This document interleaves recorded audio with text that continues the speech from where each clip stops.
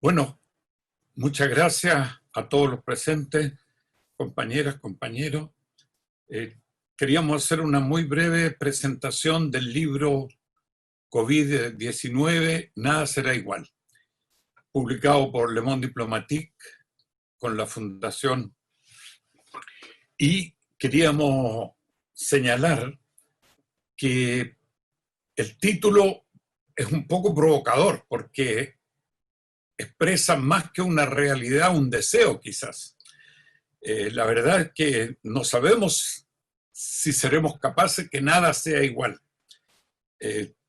Esta pandemia ha provocado mucho, ha puesto en evidencia las desigualdades de manera gigantesca, ha puesto la necesidad del rol del Estado.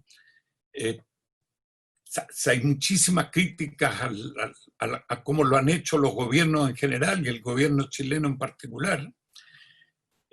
Pero nosotros deseamos que esto sirva para un cambio muy grande, pero no estamos seguros que eso se realice. La verdad es que esperamos que sí, esperamos que el movimiento social retome con mucha fuerza y que podamos exigir cambios importantes en los temas generales de salud, por supuesto de medio ambiente. Y bueno, la verdad es que el libro abarca temas internacionales con los artículos de Serge Halimi, Renaud Lambert y Pierre Rambert, pero sobre todo está centrado en la situación de Chile con bastantes personas que han participado y simplemente decir que queremos agradecer a la Fundación Frederick Ebert el apoyo para la publicación de este libro y para la presentación que en este momento estamos haciendo. Yo solo quería decir eso y dejar la palabra a Arlette, que va a presentar, animar este debate. Muchas gracias. Muchas gracias, Víctor Hugo. Bueno, buenas tardes a todas y a todos. Gracias por acompañarnos hoy día. Yo solo quería presentar muy brevemente el por qué la Fundación Ebert está interesada en apoyar el trabajo de Le Monde Diplomatique en general y en particular de esta publicación.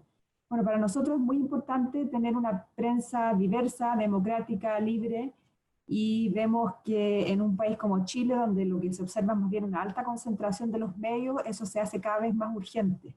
Y además con gobiernos que tienen tendencias cada vez más autoritarias, donde se ha visto, sobre todo en este tema de la pandemia, un control no tan claro ni transparente, pero se siente un control a las líneas editoriales, particularmente de los medios abiertos, ¿no es cierto?, de televisión y probablemente también en algo de la prensa escrita tradicional. Por lo tanto, para nosotros ya hace hartos años que tenemos una alianza de cooperación y de trabajo conjunto con Le Monde Diplomatique, de la que estamos bastante orgullosas y felices de que se mantenga un medio independiente como este, que tiene además una presencia internacional muy importante y una línea editorial bastante clara, y que además se caracteriza por dar voz a quienes normalmente no tienen voz en otros medios. Eso no significa que baje su nivel, todo lo contrario, tienen un muy buen nivel, los artículos son de muy buena calidad, y eso nosotros lo valoramos profundamente. Y bueno, cuando pensamos en qué es lo que íbamos a hacer este año, obviamente en el inicio probablemente los temas eran distintos, pero nos pilló esta pandemia que nos obliga de alguna manera a todos a repensar muchas cosas, y por eso nos pusimos a conversar con la gente de Le Monde Diplomatique sobre a quiénes podíamos invitar para hablar sobre el tema de la pandemia, y tuvimos, bueno, un foco muy importante en traer a nuevas voces, mujeres, también jóvenes. Fue una exigencia casi que les pusimos, de la cual también me siento particularmente orgullosa, porque creo que es muy importante hoy en día visibilizar también a las mujeres que están haciendo un trabajo. Y bueno, en esa línea tenemos hoy día nos acompañan varias mujeres y hombres también con voces muy potentes, pero vamos a partir con una que ha sido protagonista de esta época de pandemia, al menos acá en Chile, y que ha dado un liderazgo profesional, una voz clara, una voz alternativa también a las versiones oficiales del gobierno y de alguna manera que ha hecho en parte importante el rol que podría uno esperarse de lo que fuera una oposición política. Y para eso tenemos un mensaje que nos va a transmitir Ikia Siches, que es una de las personas que escribió en este libro y es la presidenta del Colegio Médico de Chile. Ahí va el video. Amigas y amigos de Le Monde Diplomatique, parto agradeciendo el espacio que nos ha permitido referirnos en algunas líneas lo que ha sido nuestra mirada y trabajo en el contexto de esta tremenda crisis sanitaria. Sin duda, el coronavirus ha puesto a prueba los sistemas sanitarios, sociales y políticos de todos los países del mundo. Pero en nuestro caso, sumamos a este escenario de incertidumbre un momento social complejo. Luego del estallido social que reventó la burbuja del oasis de Latinoamérica, veíamos una ciudadanía movilizada, autoridades e instituciones con bajísimos niveles de aprobación y un proceso constituyente en marcha que tendría como hito relevante el plebiscito del 26 de abril del 2020. Esto sumaba factores que complejizaban el enfrentamiento por parte del gobierno. Frente a este escenario y comprendiendo la gravedad de la amenaza, como Colegio Médico manifestamos desde el primer día nuestra total disposición a trabajar para enfrentar esta crisis y solicitamos insistentemente al gobierno y al presidente la participación más directa de expertos de diversas disciplinas para poder enfrentar esta pandemia con lo mejor de lo nuestro, entendiendo la importancia de que las definiciones políticas contaran con un respaldo técnico que diera confianza y recuperara la confianza de la ciudadanía y generaran consenso entre los distintos sectores políticos, pero también con la comunidad médica y científica. Lamentablemente, esta solicitud tardó en tener eco y muchas veces tanto nosotros como alcaldes, sociedades científicas y otras organizaciones dispuestas a colaborar nos encontramos con una pared y nuestras solicitudes, propuestas y alertas no fueron escuchadas. No obstante, estos últimos días hemos visto un cambio en el rumbo que nos tiene esperanzados. Estos meses no han sido fáciles. Los equipos de salud se han visto enfrentados a una alta demanda asistencial, al temor de contagiarse y contagiar a sus familias, al drama de las pérdidas humanas, de la falta de recursos y a la soledad de esta enfermedad. Todos hemos debido cambiar nuestros hábitos. Hemos tenido que alejarnos de nuestras familias y amigos. Muchos han debido enfrentar las pérdidas de sus trabajos, fuentes de ingreso, profundizándose aún más la pobreza y las brechas socioeconómicas de nuestro país. Pero creemos que esta crisis puede presentar también oportunidades que debemos saber aprovechar. Desde nuestro espacio soñamos en avanzar hacia una reforma que nos lleve a construir un sistema nacional de salud, donde todos contribuyamos de acuerdo a nuestras posibilidades para no dejar a nadie atrás, para tener un Estado que en lo sanitario sea robusto, técnico, moderno, pero a la vez profundamente humano y centrado en el bienestar de las personas. Este será un desafío central para un Chile mejor y más solidario una vez superada esta pandemia. Desde el Colegio Médico de Chile seguiremos trabajando incansablemente para concretar este anhelo y transformar la salud de nuestro país. Pero sabemos también que no existe salud sin vivienda, sin áreas verdes, sin educación, sin un medio ambiente libre de contaminación y sin un sinfín de determinantes sociales. Este trabajo no lo podemos hacer solo. Y necesitamos que otros espacios se sumen a construir y pensar este nuevo Chile. Muchas gracias por el espacio para poder escribir lo que ha sido nuestro trabajo incansable desde el Colegio Médico de Chile. Un tremendo abrazo desde la distancia física, jamás social. Tenemos ese mensaje que nos llega desde el Colegio Médico de Chile. Y para continuar con las presentaciones de los artículos que vienen en esta publicación, voy a dejar con ustedes a Clara González. Ella es abogada y periodista. Clara tiene 5 minutos para contarnos de qué se trata más o menos su artículo y qué nos quiere contar. Hola, bueno, agradecer la invitación en primer lugar a los compañeros y compañeras de Le Monde Diplomatique y a la Fundación Friedrich Ebert por brindar este espacio tan necesario en estos días más que nunca, ¿no? Bueno, lo que yo escribí fue en abril, ¿no? Un texto que se llamaba Mujeres en alto riesgo.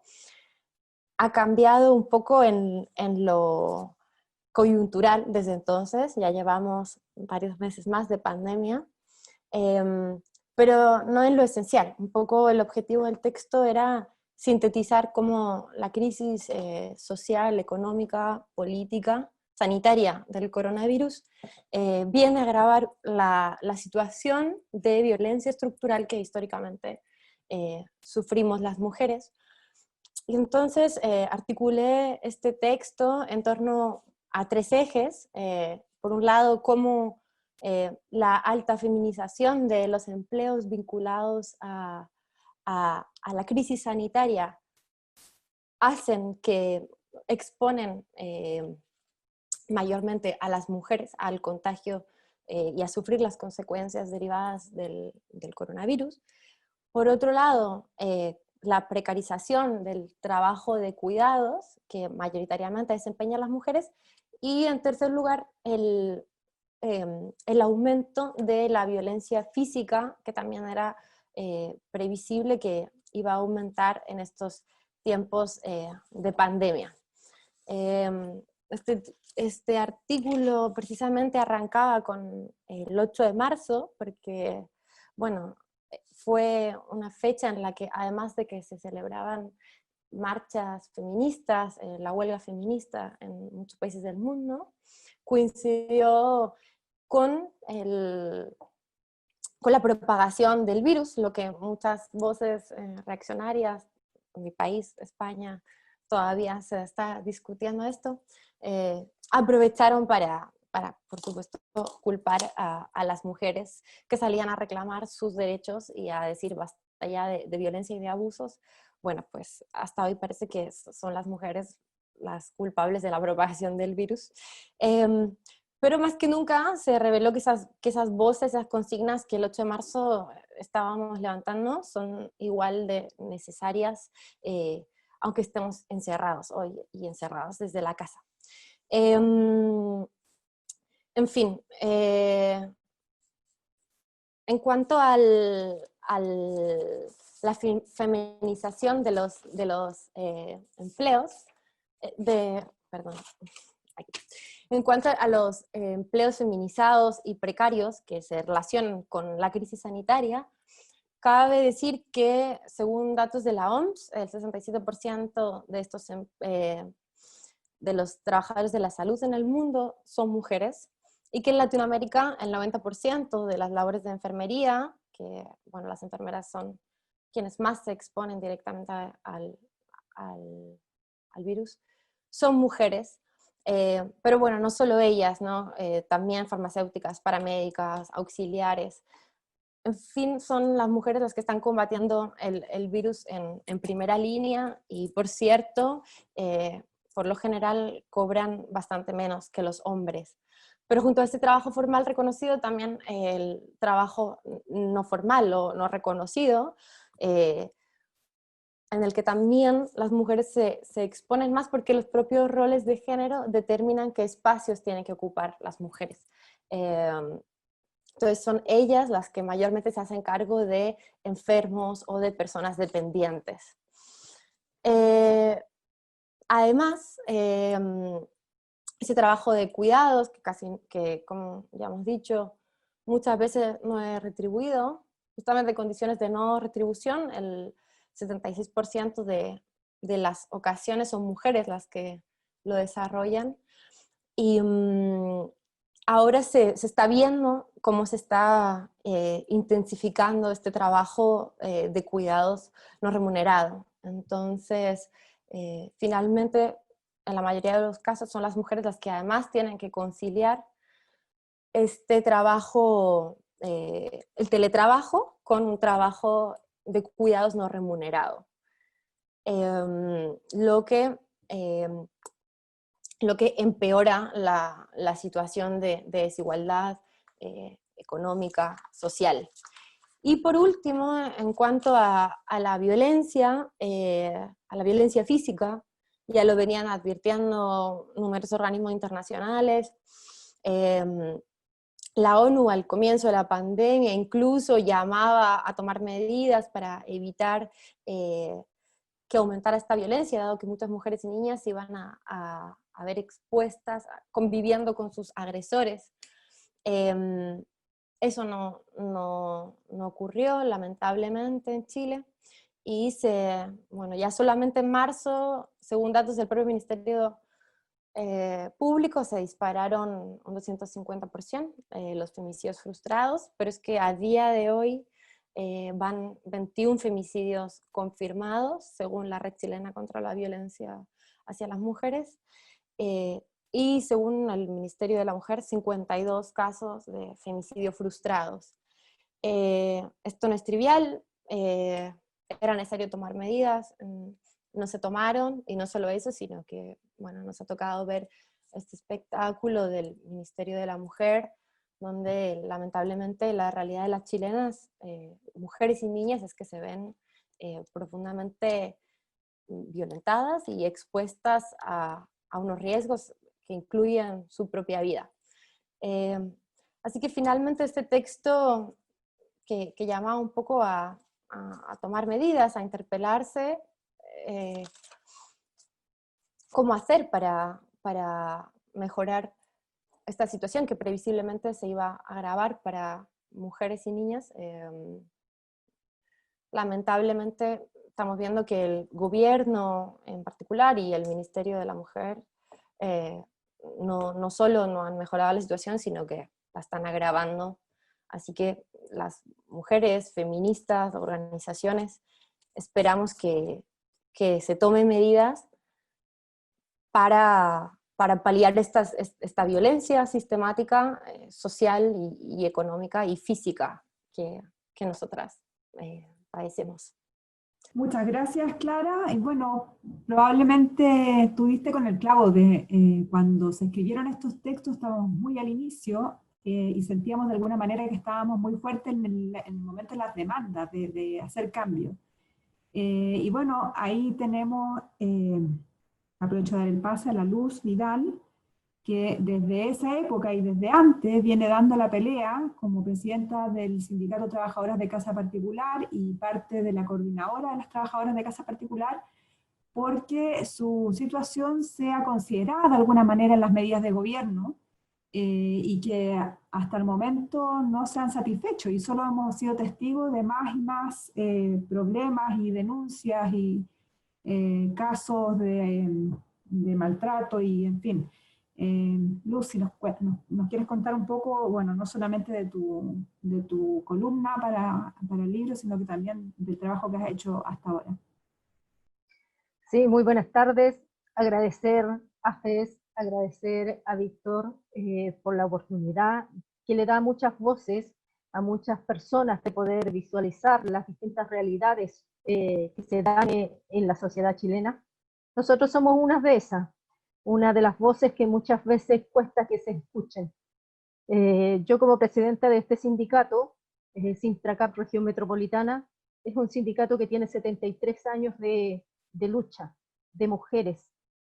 Como decía Clara, el trabajo de cuidado es altamente feminizado. Nuestro sindicato es en su totalidad prácticamente de mujeres.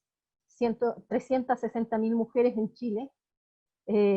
Para enfrentar nuestra pandemia estábamos 180.000 trabajadoras sin contrato, aun cuando había una ley que obligaba a los empleadores a escriturar contratos y formalizar la relación laboral. Cuando se inició la pandemia, nosotros nos comunicamos con las autoridades y no hubo respuesta. Cuando nos llegó la invitación a escribir la columna, a mí se me vino encima una gran responsabilidad de cómo hacía ver en la sociedad cuál era la situación de muchas trabajadoras. Traté de conseguir testimonios, traté de ver cómo íbamos a enfrentar esto y traté de ver ¿Por qué muchas de las trabajadoras también no son sindicalizadas? ¿Por qué este gremio con 360.000 trabajadoras son tan pequeños? Y me fui dando cuenta de la realidad que muchas trabajadoras simplemente no se preocupan de la sindicalización porque viven una dualidad de realidad. Vienen de los sectores más vulnerables, es la base de la sociedad, los sectores más precarizados que se desarrollan y se desenvuelven laboralmente en las más altas clases sociales de Chile. Eso muchas veces no les da el tiempo, porque los traslados que tienen que hacer para llegar a sus trabajos son de 2-3 horas, por lo tanto no les da tiempo para dedicarse a una situación como sindicalización, y eso las hizo enfrentarse a una realidad de estallido social casi anteponiéndose a la realidad que la sociedad chilena estaba manifestando. Desde allí inicié mi columna, desde el 18 de octubre, y tratando de entender por qué muchas mujeres defendían la situación o se anteponían a la situación que se estaba dando en Chile. Y era porque simplemente no les quedaba tiempo para poder analizar realmente la situación que ellas vivían, su dura realidad. Vivían en una burbuja en la cual los empleadores les hacían vivir, haciéndoles muchas veces creer que son parte de esa sociedad, de esa alta sociedad, que son parte de esa familia, y esta pandemia de un solo palmazo les bajó a su cruda realidad. De las 180.000 trabajadoras que estaban sin contrato y de las cuales nuestras autoridades tenían pleno conocimiento, pero nunca hicieron nada, la gran mayoría fue despedida. La gran mayoría, un tercio al menos de ellas, son migrantes, son mujeres que han llegado tratando de llevar a sus países un medio de apoyo, un medio económico, porque Chile así se vendía para el exterior como un oasis, como un paraíso dentro de Latinoamérica, y muchos lo creyeron. Y llegaron a Chile tratando de buscar mejores oportunidades, un derecho que por cierto todos tienen, pero se encontraron con una dura realidad acá en Chile. Discriminación, malos tratos, de vulneración a derechos. Hoy en día hemos conocido la situación de muchos migrantes que viven en conventillos, hacinados. La realidad del país, la sociedad que tiene que legislar por eso, hace vista gorda. Hicieron vista gorda muchas veces cuando entraban aviones repletos de haitianos, dos al día, 2 aviones que entraban, todos los canales de televisión hacían eco de cómo entraban todos con su sobre amarillo, denunciaban, pero nunca nadie hizo nada. Hoy en día todos ellos están sufriendo esta realidad que Chile dejó pasar. Pero no solamente ellos, también sufren la realidad las mujeres indígenas que se desplazan muchas veces a las grandes urbes para tratar de sobrellevar mejor la situación en sus familias. Ellas también dentro del país son marginadas, son vulneradas por su condición de mujer y por su condición de indígena. Respecto a las autoridades, los 73 años que este sindicato lleva peleando, luchando porque las trabajadoras sean reconocidas, parece no hacerles sentido, pero cada uno de ellos tiene en su casa a una trabajadora. Y en función de eso, al menos a quienes llaman cariñosamente, como algunos dicen, la nanita, debieran tener la conciencia y la apertura de mente de ver que esa mujer representa a 300.000 más que están en el país. Y en conciencia de eso debiesen tener las autoridades un poco de moral para poder legislar en favor de esas mujeres. Muchas de ellas jefas de hogar. No son mantenidas del Estado, como nos dijo la ministra del Trabajo, no son mantenidas de sus maridos, como nos dijo, porque la gran mayoría son mujeres jefas de hogar. Mujeres sacrificadas, que sacan a sus hijos, se sacrifican ellos porque sus hijos salgan adelante y no tengan que pasar toda la vulneración que ellas han pasado. Por años tenemos testimonio de compañeras que han sido 30 años al servicio de una familia y fueron desvinculadas durante la pandemia. Esta pandemia a esa familia seguramente le permitió deshacerse de alguien como quien se deshace de un mueble viejo. Esa es la realidad de la sociedad, de la élite chilena. Lamentablemente, eso fue lo que yo tuve que escribir en mi columna. Esa fue la realidad, y aún hoy en día está siendo más cruda de lo que me pude imaginar que se nos vendría. No sé qué más puedo decirle. En nuestras redes sociales nosotros hemos tratado de plasmar la cruda realidad que sufren estas mujeres. Pero agradecemos enormemente esta plataforma que nos pone FES, la posibilidad que nos ha visto de poder sacarlo también fuera del país y que otros visualicen la realidad que Chile ha vendido, pero que no es más que una fantasía. Gracias, Rita. Muchas gracias, Luz. Y bueno, de una situación muy concreta y muy dramática como la que están viviendo las trabajadoras de casa particular, vamos a pasar ahora a ver un poco algunas tendencias más macro, con el texto que escribió Álvaro Ramis, el rector de la Universidad Academia de Humanismo Cristiano. Hizo unas interesantes reflexiones al inicio de esta pandemia respecto a qué podía cambiar en el mundo con esta pandemia. Entonces hablaba un poco de, bueno, toda esta aceleración de cambios en el mundo del trabajo por efecto de la digitalización, que también está muy presente hoy día en la educación, en algunos servicios, en temas de salud. Se hacía la pregunta sobre el fin de la globalización, que además tengo que decir que es una constante en Le Monde Diplomatique desde su inicio. Así que, bueno, dejo con ustedes a Álvaro a ver qué nos quiere contar de cómo ha actualizado su texto a hoy día. Sí, muchas gracias por la invitación y muchas gracias a la revista y a la Fundación por esta propuesta. He quedado muy también impactado por las intervenciones que ya hemos escuchado, principalmente en el mundo del trabajo, de las mujeres, donde obviamente los efectos sociales de la pandemia se sienten con tanta fuerza.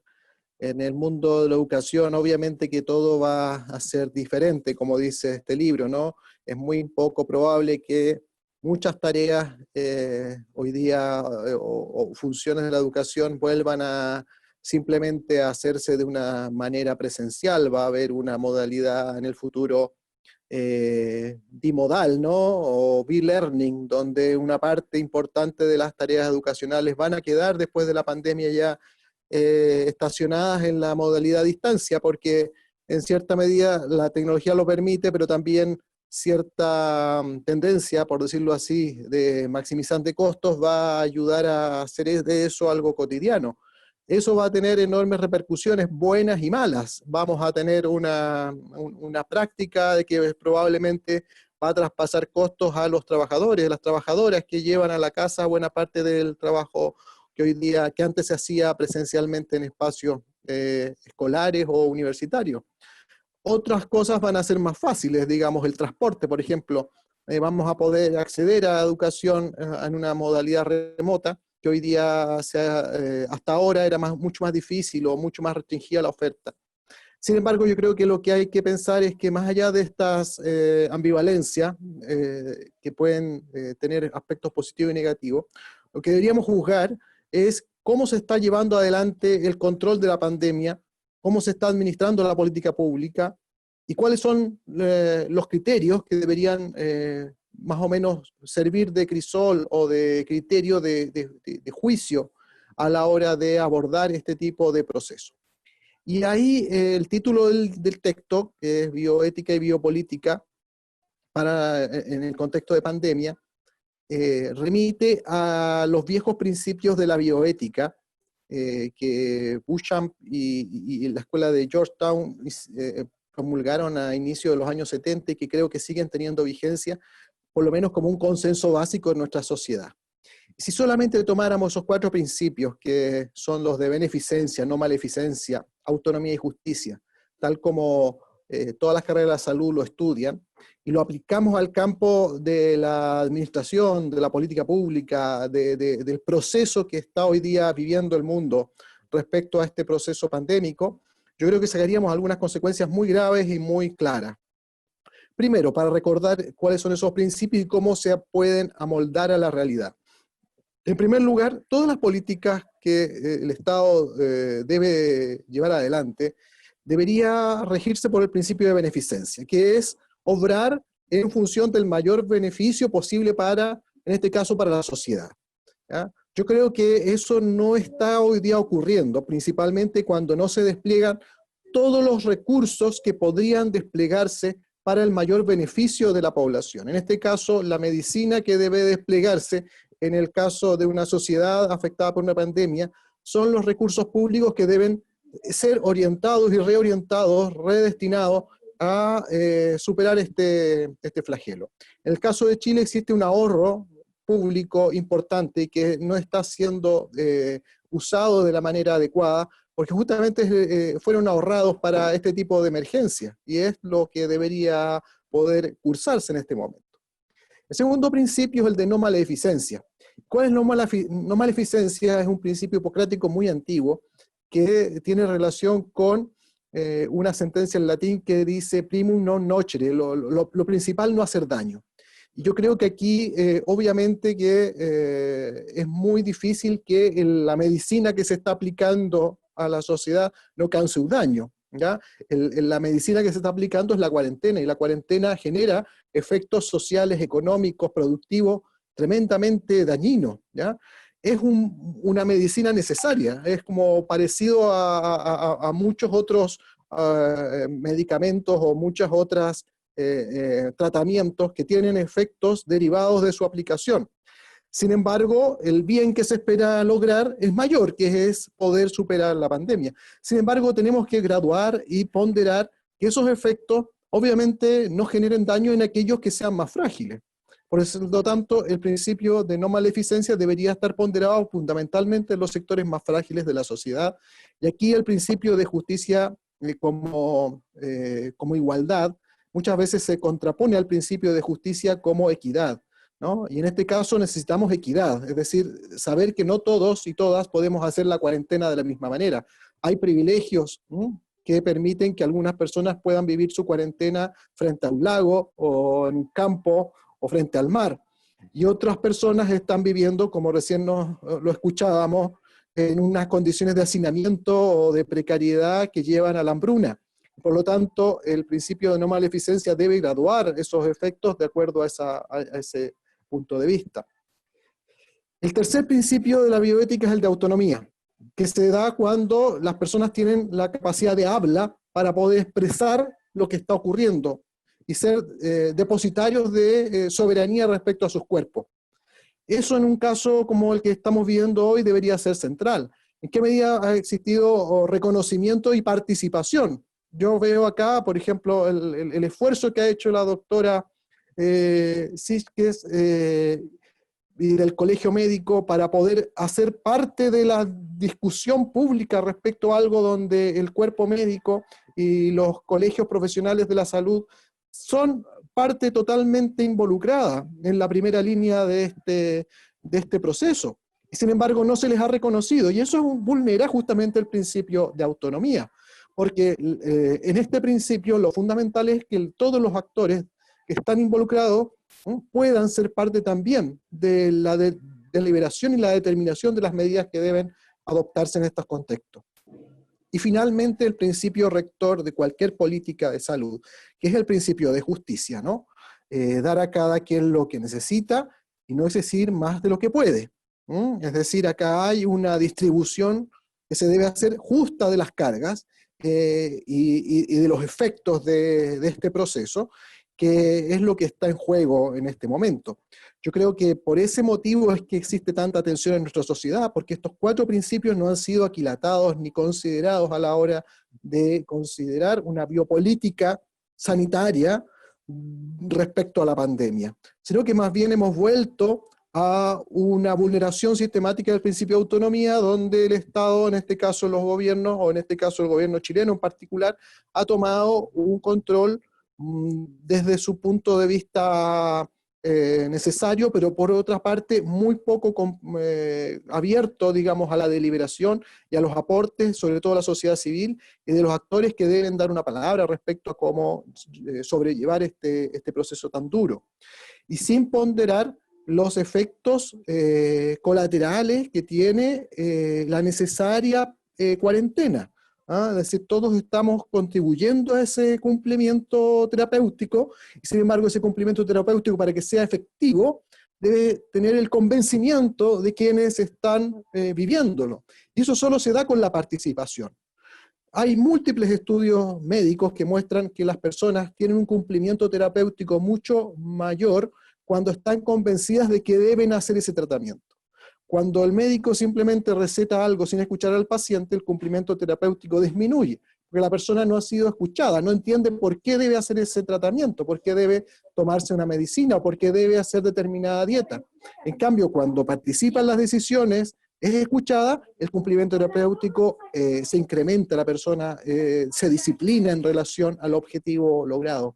Yo creo que buena parte de este problema que hoy día vivimos, de que la sociedad no logra disciplinarse en torno a esta cuarentena, tiene que ver con la falta de apertura del gobierno al principio de autonomía y reconocer su participación para que haya efectivamente un cumplimiento terapéutico convencido, ¿no? Y no solamente conculcado o coercitivo.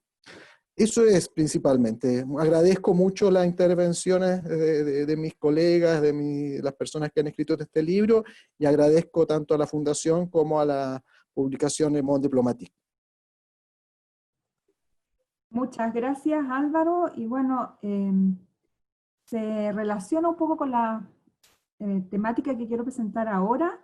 Voy a darle la palabra a Andrea Sato, investigadora de la Fundación Sol. Ella escribió un muy interesante artículo respecto a quién paga los costos de la pandemia, que se ha vuelto ya una reflexión bien recurrente, sobre todo desde el mundo del trabajo, ¿no es cierto? Que el costo de la pandemia no lo paguen los trabajadores.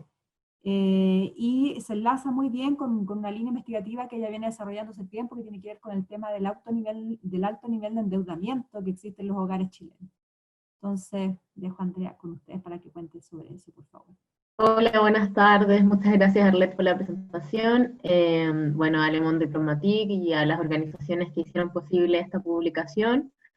Contarles un poco de mi escrito, que como mencionaba Arlet, está muy vinculado a quién va a pagar esta pandemia, vinculado principalmente al endeudamiento y al bajo valor del trabajo. ¿Por qué es interesante también mirar lo que escribimos hace tan poquito? Abril parece ser al lado, pero en este tiempo y corre vertiginoso y parece que cada vez está más acelerado, han cambiado un montón de cosas en este contexto. Contarles en primer lugar que los datos que se contienen en la columna ya están desactualizados, y desde los meses que lo pude escribir, hoy día podemos observar que han aumentado en 200.000 las personas morosas en Chile, ya acercándose vertiginosamente a los 5 millones de personas endeudadas, y que el valor de la morosidad promedio aumentó también en casi 100.000 pesos.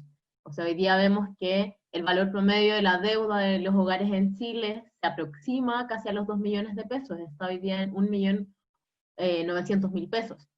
Entonces, primero, actualizar esos datos, y poder hablar también de la centralidad que hoy día ocupa no solo el endeudamiento, sino que el bajo valor del trabajo. El bajo valor del trabajo, los salarios miserables, no se inauguran ni con la pandemia, ni con tampoco con el estallido social, como a personas de derechas dijeron o aventuraron a decir, sino que esta crisis económica y social es endógena, y la vemos, es endógena al modelo de acumulación capitalista, y vemos que se está arrastrando ya hace décadas. En ese sentido, en Chile cobra más relevancia. ¿Por qué? Porque hoy día tenemos un modelo no solo de expolio al trabajo, sino que también de mercantilización de los derechos sociales. Eso impacta directamente en el endeudamiento de los hogares y claramente en los bajos ingresos que tienen estos. ¿Qué pasa hoy día en una crisis sanitaria que adquiere claramente connotaciones sociales, políticas y económicas bastante complejas para los hogares, observamos en primer lugar que hoy día estos hogares endeudados no tienen un poder de ahorro, por tanto todas estas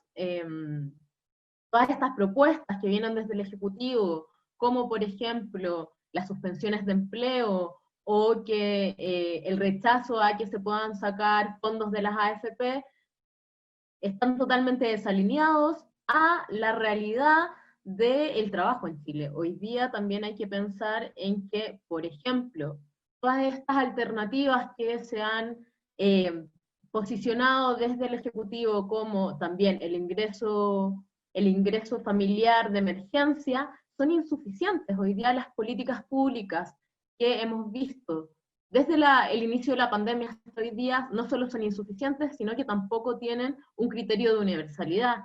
Son políticas públicas totalmente focalizadas, que ni siquiera cubren con las necesidades básicas de bienes y servicios de las familias y los hogares a los que se entrega. Desde Fundación Sol hemos hecho bastantes análisis críticos respecto a cuáles son los criterios de suficiencia que hoy día el gobierno está levantando para establecer los ingresos familiares de emergencia, por ejemplo, y vemos que a partir del máximo, que van a ser 100.000 pesos por integrantes de hogar, es una cobertura equivalente a solo el 34% de los hogares chilenos. Y estos montos, el monto de 100.000 pesos, ni siquiera logra superar la línea de la pobreza en Chile, que ya es una línea de la pobreza bastante baja con respecto a las necesidades de los hogares. En ese sentido, observamos que estamos en una crisis que no solo explotó, sino que cada vez se va a ver más cruda en un contexto donde los altos niveles de desempleo ya están haciendo mella en los hogares, y que además todo este nivel de endeudamiento, el bajo valor del trabajo, los salarios miserables que se pagan en Chile, ha generado también que los hogares no tengan espaldas económicas. Y claramente el Estado ha estado totalmente ausente de políticas públicas que vayan en pos de proteger a estos hogares que no están teniendo los ingresos suficientes. Dentro de esta línea, también desde Fundación Sol, consideramos que es fundamental avanzar en una política pública suficiente y universal a partir de una renta básica universal de emergencia que pueda cubrir los hogares y las necesidades de los hogares en un contexto pandémico. Y no solo en un contexto pandémico, sino que en un contexto de post-pandemia, entendiendo que la recuperación económica hoy día en Chile no es suficiente.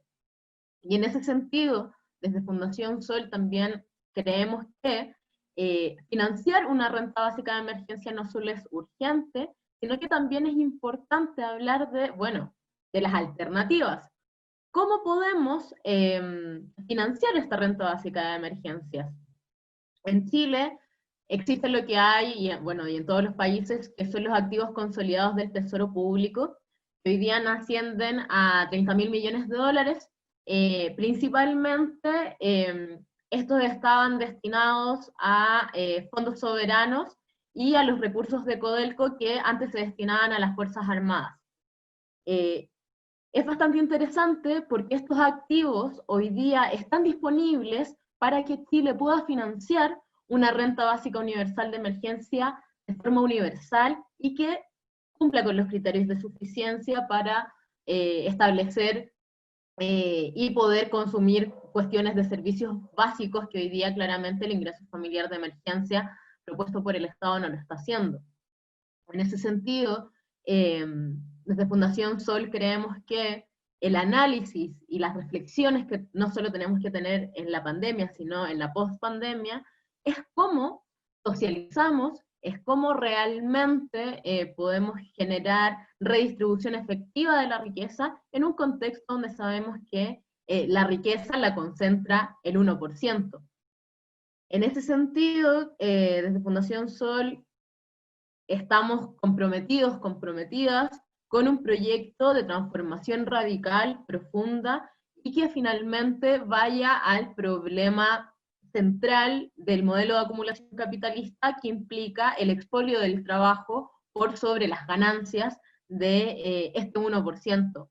Desde Fundación Sol somos categóricas en establecer este conflicto capital-vida no se va a resolver a partir de pequeñas reformas, sino solamente de transformaciones estructurales que hoy día permitan que los hogares salgan no solo de la pobreza, sino que también puedan llegar a vivir de manera digna. En ese sentido, creemos que hoy día es urgente hablar no solo de quién está pagando la pandemia, que son principalmente los hogares proletarios en Chile, los hogares de la clase trabajadora, sino que también tenemos que exigir que la crisis la pague el capital. Eso. Muchas gracias de nuevo por la invitación a escribir y también muy agradecida de todos los comentarios de los compañeros y compañeras antes. Muchas gracias, Andrea. Siempre es muy interesante escuchar los resultados de las investigaciones que hace la Fundación Sol. Han estado poniendo un montón de temas hace años ya en la discusión pública, alimentando más la discusión pública con datos, lo que es súper importante porque del activismo solo no se vive, hay que también meterle datos. Así que muchas gracias por eso. Y ahora quiero pasar a otro tema fundamental cuando hablamos de la pandemia, y que es el tema del agua. Desde el agua es uno de las fuentes básicas de la vida, pero también una de las barreras que tenemos para poder enfrentar el contagio de la pandemia. Y resulta que nos vemos localizados en el país donde el agua es privada, donde el derecho humano al agua no está garantizado, y tenemos con nosotros a Rodrigo Mundaca, que es ingeniero agrónomo, ha ganado varios premios por su activismo en derechos humanos y en todo el trabajo que ha hecho con agua, y ha sido también vocero de Modatima, que pensamos que es la mejor persona para hablar de este tema en Chile. Así que, Rodrigo, por favor. Bueno, primero cumplo con los rigores de la formalidad y quiero darle las gracias por la invitación, gracias a la FES por esta iniciativa, a mi amigo Víctor Hugo, que es el editor periodístico del periódico Le Monde Diplomatique, que también es mi amigo. Muchas gracias por la invitación. Y también a todas y a todos los que me han antecedido en la palabra. Cuando me invitaron a comentar el artículo que publicó la editorial Aún Creemos en los Sueños, estuve revisando el texto y al momento de escribirlo habían 2.378 contagiados y 12 muertos, en el momento en que escribí el texto. Hoy día tenemos más de 260.000 contagiados y más de 7.000 muertos, más de 35.000 casos activos. Es decir, la progresión no ha sido aritmética, sino que la progresión de los casos de contagio y de muerte ha sido simplemente geométrica, lo que da cuenta también de la frivolidad, del descriterio, de las malas políticas públicas que ha implementado el gobierno de Piñera y que durante 3 meses ocultó más de 32.000 casos de contagio, ocultó más de 2.500 muertos. Y eso da cuenta del nivel de inhumanidad, del nivel de desprolijidad, de la ausencia de la buena política, básicamente, para cuidar la vida de las personas. Dicho esto, el texto que escribí se titula COVID-19 en el epicentro nacional de la violación del derecho humano al agua. Y si algo ha puesto de manifiesto la pandemia provocada por COVID-19 a nivel planetario y en Chile también, es que son 2 las medidas más importantes para poder impedir el avance de COVID-19. Por un lado, el aislamiento físico. Y para aislarlo físicamente, para poder aislarnos físicamente, se requiere de recursos materiales que son indispensables, un lugar donde aislarnos. Y segundo, todos los salubristas han indicado que una de las formas más eficientes para inhibir el avance de COVID tiene que ver con el lavado frecuente y continuo de las manos. Al momento que se declaró el COVID en Chile, la pandemia, por allá por los 15 de marzo, 11 de marzo, entre el 11 y el 15 de marzo, teníamos 138 comunas del país con decretos de escasez hídrica, aproximadamente un 38% de la población con serias dificultades para acceder al agua, Según la Fundación Amulén, 400.000 familias rurales sin acceso a agua potable, aproximadamente 2 millones de personas. Y yo en lo particular vivo en la provincia de Petorca, que es considerada el epicentro nacional de la violación del derecho humano al agua, vivo en La Ligua. Y en la provincia de Petorca hay aproximadamente 50.000 personas que no tienen acceso a agua potable. Y no tienen acceso a agua potable particularmente porque en Chile el régimen jurídico de las aguas, establecido desde el año 1980 en adelante, consagra el modelo privado de las aguas. Hoy día están privatizadas las fuentes de agua desde hace 40 años, pero también está privatizada la gestión de las aguas de los malos gobiernos, ¿no? Durante el gobierno de Fred Ruiz Tagle, el año 98, es cuando se privatizan las sanitarias, y hoy día las sanitarias están controladas principalmente por 3 grandes corporaciones, ¿no? El Grupo Suez, de origen francés, Ontario Teachers, los profesores de Ontario, y el Grupo Marubeni, de origen japonés, son los dueños del agua en el país, en definitiva. Y hoy día parece curioso, además, que en provincias como la nuestra, los camiones de aljibe distribuyen 50 litros de agua por persona, 50 litros de agua por persona, y que la autoridad sanitaria el día 8 de abril del 2020 formula un decreto, el 456, que aumenta la dotación de agua a través de camiones de aljibe de 50 a 100 litros de agua por persona, y 8 días después, el mismo abril, 16 de abril del 2020, formula un segundo decreto, el 458, que deja sin efecto el decreto anterior y mantiene los 50 litros de agua por persona. Y cuando la autoridad sanitaria es requerida, la autoridad sanitaria señala que con 50 litros de agua por persona diariamente a través de camiones de aljibe, se puede cumplir con todos los requisitos que establece la Organización Mundial de la Salud. Es decir, un volumen de 50 litros de agua por persona para satisfacer la demanda de agua de bebida, para funciones fisiológicas y también para la higiene de las personas. Y a renglón seguido, cuando es interpelado por los periodistas, dice también de que el gobierno no tiene dinero para poder aumentar la dotación de agua de las personas vía camiones de aljibe. Eso da cuenta efectivamente del nivel de inhumanidad que hoy día existe en el país, a propósito que hoy día hay toda una jurisprudencia internacional que sostiene que el agua es un derecho humano esencial y básico para el cumplimiento de todos los demás derechos. Por tanto, hoy día lo que sucede en nuestros territorios, particularmente en las comunidades interiores, hoy día es un ecocidio generalizado, producto de que el gobierno de Piñera se niega de forma sistemática a consagrar el agua como un bien común y hacer de su acceso un derecho humano. Yo terminaba ese texto con una reflexión de Joel González también, que es un líder ambiental de la comuna de Limache, que luchan por tener un Limache libre de alta tensión. Y esa reflexión la voy a parafrasear porque toda la comunidad científica hoy día sostiene que la culpa de la pandemia no es de los murciélagos. Y nosotros también hace mucho tiempo sostenemos que la culpa de la pandemia no es de los murciélagos. La culpa de la pandemia es el resultado de la actividad depredadora del ser humano sobre el planeta. La pandemia es el resultado de la destrucción de los ecosistemas y de las funciones bióticas y abióticas que cumplen los ecosistemas en el planeta. La pandemia es el resultado de la destrucción de la biodiversidad y de los servicios ecológicos que brinda la biodiversidad. La pandemia es el resultado del avance de la frontera de los monocultivos y la destrucción de la flora y la fauna nativa.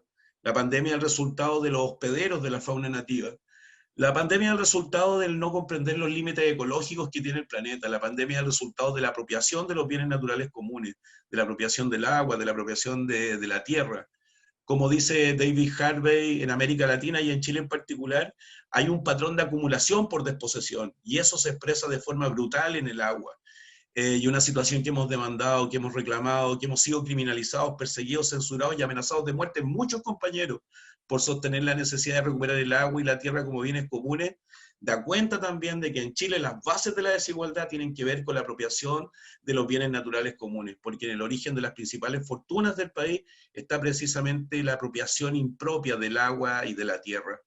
Por tanto, me parece que este tema es tremendamente relevante y me parece que es muy importante también pensar, como dijo el Álvaro y como han dicho las compañeras que me antecedieron en la palabra, pensar también de que post pandemia hay que, en definitiva, deconstruir un nuevo modelo de desarrollo que tenga como un estadio fundamental e indispensable un proceso de transición socioecológica que logre armonizar la relación de los seres humanos con la naturaleza en el proceso de producción de bienes materiales y bienes espirituales, y que ponga en el centro del quehacer la recuperación de los bienes naturales comunes, particularmente del agua, para todas y para todos. Muchas gracias. Muchas gracias, Rodrigo.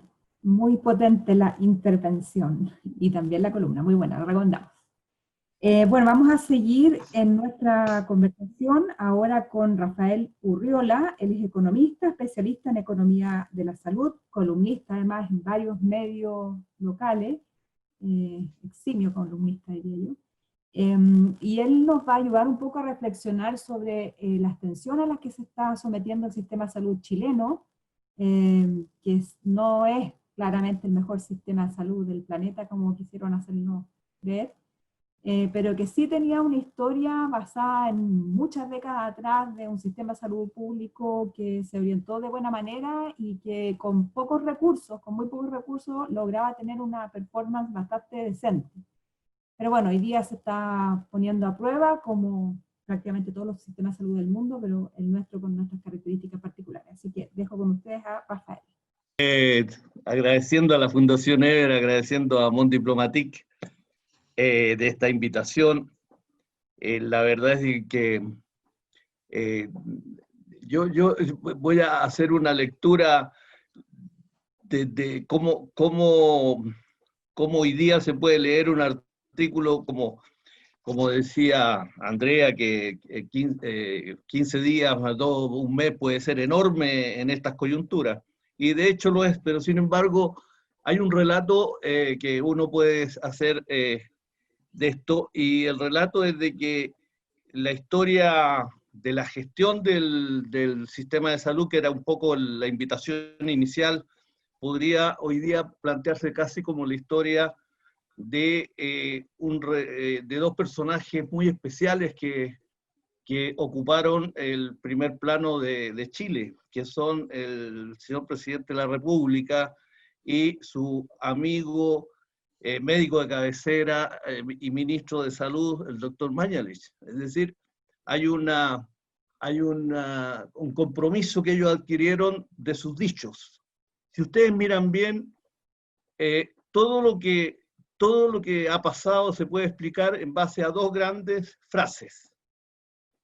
La una que dijo, y que la dijeron más o menos en el mismo tiempo, pero el 25 de febrero, el ministro de Salud dijo que Chile tenía el mejor sistema de salud del planeta, porque le habían dicho que era del universo, y entonces dijo, no, solo del planeta. Y quedó casado con esa frase. Y el presidente de la República dijo de una manera bastante al estilo de él, de que Chile estaba mucho mejor preparado que Italia para enfrentar la pandemia y que se habían tomado las medidas del caso.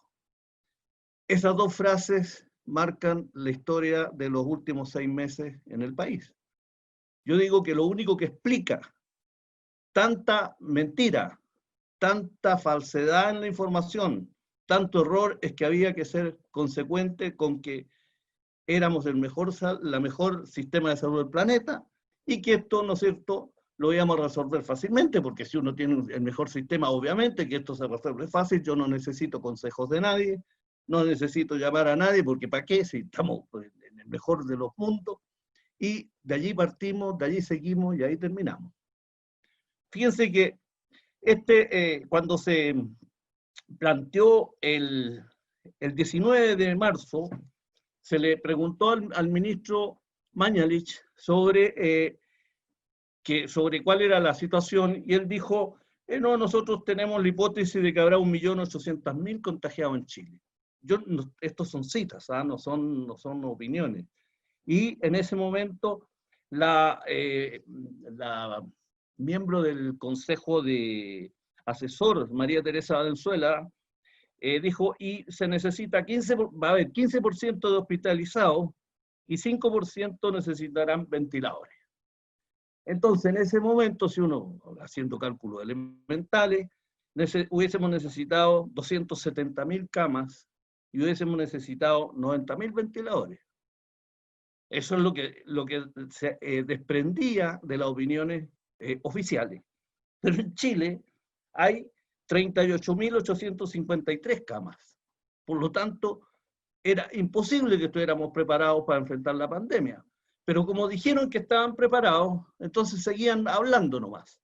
Porque ya a esa altura, este tipo de declaraciones eran dichos, y que no tenían coherencia y que cambiaban de un día al otro. Y entonces, de esas 38.000 camas, que por lo demás no es que estén todas las camas libres, esas camas están ocupadas con enfermos de otro tipo. Es decir, la disponibilidad de camas en Chile normalmente pueden llegar a ser unas 5.000. O sea, imagínense el déficit que había en ese momento. Es decir, el mejor sistema podría haber hecho completamente agua con una cantidad tan poco clara de contagiados que el ministro declaró en Radio Cooperativa. Pero peor todavía es de que estábamos preparados, es que cuando uno ve las camas que estaban disponibles, el sector público venía bajando desde el año 2000 el número de camas disponibles. Es decir, no solo no estábamos preparados para eso, sino la línea política general, y no solo de este gobierno, sino de los últimos 4 o 5 gobiernos, ya que estamos hablando del año 2000, es decir, estábamos en condiciones de ir bajando el número de camas disponibles. Y se había bajado en 7%, pese a que la población había aumentado más o menos en una proporción similar, y que tenemos listas de espera de otras cosas, por supuesto, de alrededor de 250.000 o intervenciones quirúrgicas. Es decir, se estaba haciendo todo lo contrario de lo que necesitaba el mejor sistema de salud del planeta. Pero todo esto se iba completando. Un día se decía blanco, al otro día negro. Un día se dijo, la cuarentena, esto también lo dijo el presidente, ¿no es cierto?, y lo dijo el ministro, que estuvo en el 21 de marzo, cuando ya estaba declarado la pandemia, dijo que se oponía terminantemente a la cuarentena. Ustedes recordarán que en ese momento los alcaldes todos estaban pidiendo cuarentena por lo que estaba pasando. Pero dijeron no a la cuarentena y después sí a la cuarentena. Es decir, cada cosa que se hizo fue en función de que tenemos que tratar de dar la imagen de que somos el mejor sistema y que nosotros tenemos capacidades de gestionarlo. Y esto era independiente de la realidad. Y por eso que el presidente Piñera tampoco pudo decir de que no existían los suficientes tests en Chile, y le dijo a la periodista Soledad Neto, en abril ya, que solo había que hacer el test si se tenía síntomas. ¿Y cuál era la razón de eso? De que el mejor sistema del mundo no tenía suficientes tests, y que la prevención, que era una cosa ya conocida, porque estas eran cosas conocidas, la prevención estaba sumamente atrasada. Es decir, lo que vimos es que un discurso que iba acomodándose con el único objetivo de hacer creer de que se podía resolver, y que era el gobierno y era el ministerio que era capaz de resolverlo. Entonces todo lo que escuchamos no tenía ningún sentido técnico, era una decisión política que estaba sujeta a 2 frases sumamente desafortunadas, pero muy propias de la psicología del presidente y de su íntimo amigo, el ministro. Eso creo que es una manera de leer esta crisis, y la gestión va mostrando esto que estoy diciendo. Gracias. Muchas gracias, Rafael. Una buena actualización, ahora hasta con otro ministro de por medio. Bueno, y para terminar con los panelistas, vamos a dejar ahora a Livio Pérez, es editor general de la edición chilena de Le Monde Diplomatique, y escribió también una interesante columna sobre la represión. La represión no es algo nuevo en Chile, la Araucanía la vive hace ya mucho tiempo, de manera constante, ha revivido ahora estos días, y obviamente tuvo un pic muy alto y muy feo a partir de octubre del año pasado, y bueno, la pandemia no está exenta de la misma. Así que, Livio, nos cuentas un poco más, por favor. Hola, gracias. Gracias a todos por estar acá. Chile vive bajo estado de excepción. ¿Desde cuándo? Formalmente desde el 18 de marzo. Sin embargo, veníamos saliendo de otro momento de estado de excepción que había sido el gatillado en octubre. ¿Desde cuándo? Se preguntan mucho. Bueno, hay quienes sostienen que bajo distintas formas e intensidades no ha dejado de ser así desde la dictadura cívico-militar. Si bien la reconstrucción democrática post-dictadura eliminó sus mecanismos más vulneratorios de derechos, quedaron enclaves autoritarios que no retrocedieron, como la aplicación de la ley antiterrorista, la autonomía relativa a las fuerzas policiales, la práctica de la tortura en las cárceles y lugares como Sename, e incluso la desaparición forzada de personas en democracia. Si bien este estado de excepción ha sido de baja intensidad durante los gobiernos civiles, una escalada autoritaria se ha expresado desde el 18 de octubre y se ha intensificado desde el inicio de la pandemia en un continuo que aún no ha terminado. El balance de la forma en que el Estado respondió a la rebelión popular iniciada en octubre, hasta marzo, todavía no está saldado, está en investigación, pero hay cifras de muertos, víctimas de torturas, mutilados por la acción policial y cantidad de muertos que todavía esperan justicia. Quiero hacer referencia solo a 3 hechos sucedidos desde marzo, cuando ya empieza a desplegarse la pandemia en Chile. Este artículo, como todos nosotros, escribimos a mediados de abril, más o menos, y había todavía insuficientes cifras, insuficiente información para más o menos sacar una cuenta basada en las cosas. En el artículo que yo escribí hice mención al convenio de la Agencia Nacional de Inteligencia con Sename, que era lo que estaba en ese momento en debate, que finalmente no prosperó, el convenio fue postergado, fue anulado, no sabemos qué pasó con él. Pero era un convenio que buscaba identificar con todos los datos posibles a los niños, niñas y adolescentes bajo protección del Estado. Datos que la ANI pide para generar, comillas, inteligencia. Se funda la convicción del Estado en que a lo menos la mitad de quienes están en las cárceles o han delinquido estuvieron en algún momento en Sename. Esto fue dicho por el ministro de Justicia, Jaime Campos, en un informe, citando un informe interno de Gendarmería. Decía el ministro Campos que ese informe daba cuenta de que la mitad de los presos, la mitad de la gente que estaba bajo el sistema carcelario en sus distintas formas, en algún momento había pasado por Sename. Se apoya también, este convenio se apoyaba en la creencia de que la llamada primera línea, que combatía, ¿no es cierto?, en las calles, la represión estaba conformada en algunos casos por niñas, niños y adolescentes bajo protección de Sename. No prosperó el proyecto finalmente, sin embargo se trataba de un mecanismo de control anticipatorio de quienes eventualmente podrían cometer delitos.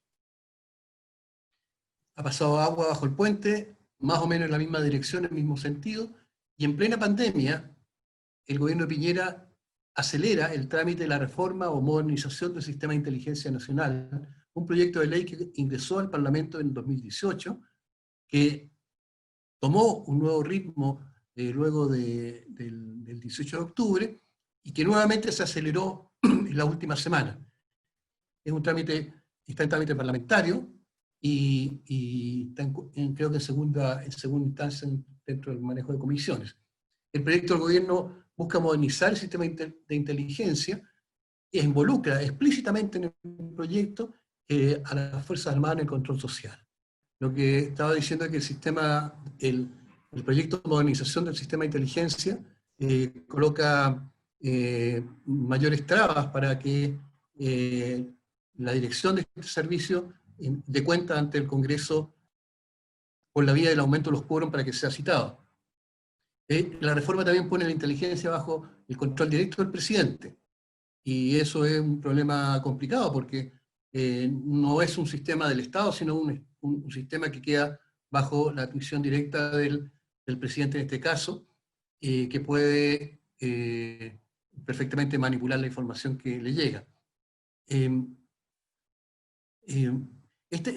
Tiene una óptica autoritaria que ya se ha manifestado en distintos proyectos de ley, como la ley anti-saqueo, anti-barricada, la ley que permite el despliegue de la Fuerza Armada en infraestructura crítica, la nueva reforma de Carabineros, e incluso la regulación de la aplicación de procedimientos de la Corte Penal Internacional. También aumenta los presupuestos de personal, aumenta el personal. La actual ANI tiene 96, 100 funcionarios, y la nueva ley le otorga unos 6.000 millones de pesos a la nueva agencia para costear justamente operaciones encubiertas y particularmente agentes encubiertos. Y como si esto fuera poco, regula o permite que desde la Presidencia de la República se asignen partidas sin necesidad de pasar por control parlamentario, partidas nuevas de dinero al margen del presupuesto ya aprobado. El tercer aspecto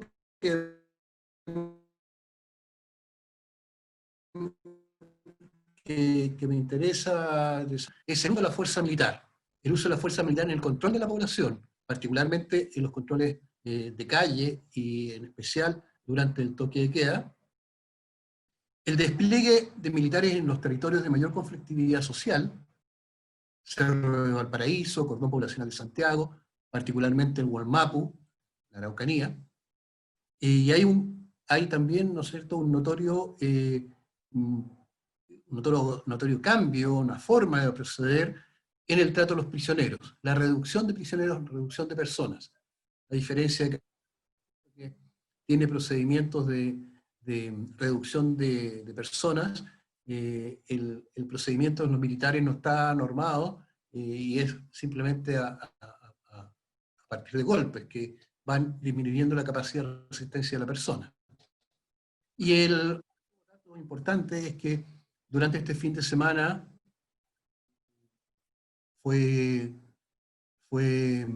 estuvieron en la zona de la Araucanía los ministros de Interior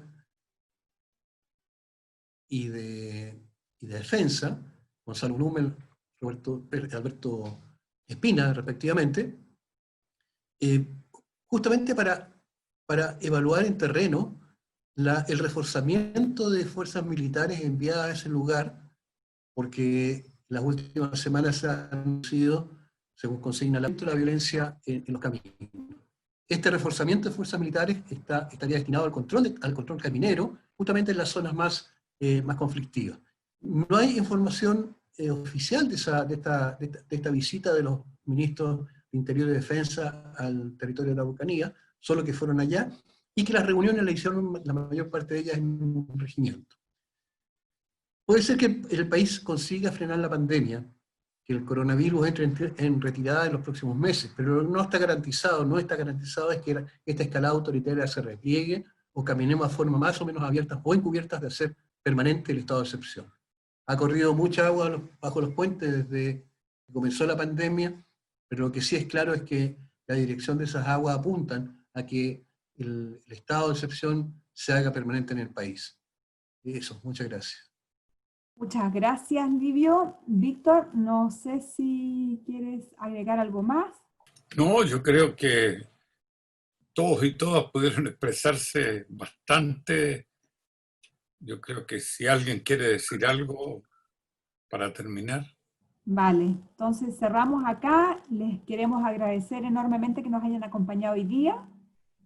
Vamos a invitarlos seguramente a algunas otras cosas más adelante, y los invitamos a quienes nos escuchen ahora a comprar este libro, leer los artículos que están muy interesantes. Y bueno, eso. Muchas gracias por acompañarnos.